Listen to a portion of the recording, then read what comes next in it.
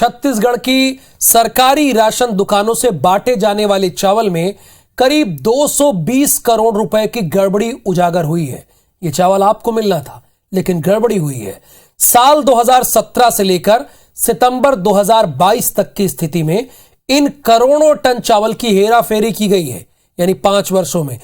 इस खुलासे के बाद पूरे प्रदेश में कार्रवाई का दौर शुरू हो गया है। कार्रवाई तो हो रही है, लेकिन आपके हक का चावल आपसे छीनने की कोशिश की गई है।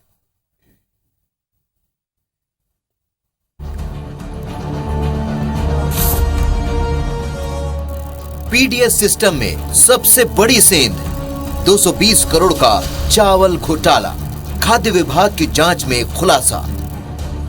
जी हां, छत्तीसगढ़ का पीडीएस यानी कि सार्वजनिक वितरण प्रणाली की दुकान एक बार फिर से सवालों के घेरे में है। यहां से बीपीएल और एपीएल परिवारों को बांटे जाने वाले चावल में से करीब 220 करोड़ रुपए का चावल गबन किया जा चुका है। इसका खुलासा खुद खाद्य विभाग की जांच में हुआ है।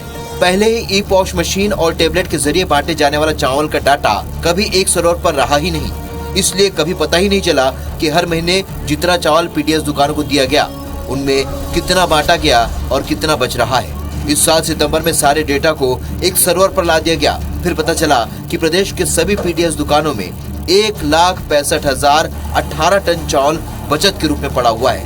इसके बाद सभी कलेक्टरों को फिजिकल वेरिफिकेशन में बचत स्टॉक की जानकारी अपडेट करने को कहा गया। उसी आदेश से इस पूरे खेल का भांडाफोड़ हो गया।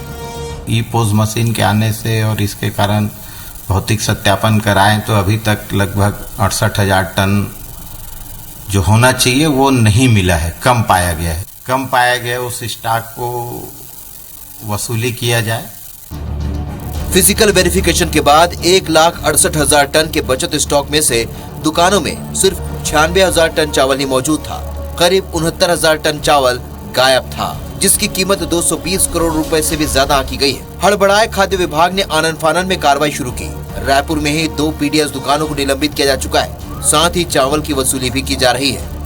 दुकानों में जैसे जांच हुई है, हमने जैसे शासन के निर्देश थे वैसे सभी दुकानों का स्टॉक का वेरिफिकेशन करा लिया है।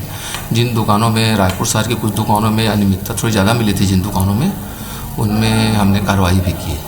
इस खुलासे ने एक बार फिर से खाद्य विभाग के तमाम अमले को ही सवालों के घेरे में खड़ा कर दिया है। जो जांच शुरू हुई थी उसकी जद में बहुत सारी दुकानें आई हैं और कार्रवाई भी लगातार हुई है, लेकिन ये हैरानी वाली बात है कि पिछले 4-5 सालों से ये सिस्टम चल रहा था। फूड इंस्पेक्टर की जिम्मेदारी थी कि हर महीने हर साल का वो स्टॉक मिलान करते, अगर वो बचा हुआ है स्टॉक तो उसको माइनस करके फिर आगे का सप्लाई हुआ होता, लेकिन ऐसा नहीं हुआ।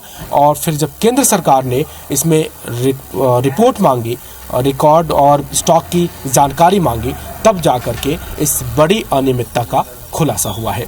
कैमरा पर्सन नजीर के साथ राजेश राज, IBC 24 रायपुर।